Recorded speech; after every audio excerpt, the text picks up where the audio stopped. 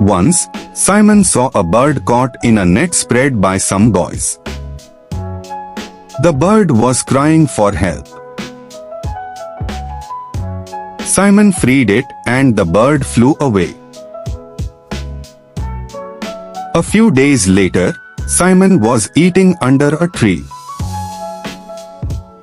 Suddenly, the same bird swooped down and took his food away.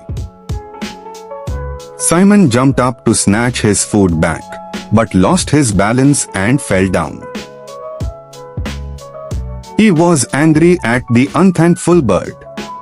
However, he saw a poisonous snake crawling down the tree and understood that the snake could have bitten him. The bird had saved his life. Moral: don't misjudge people's intentions.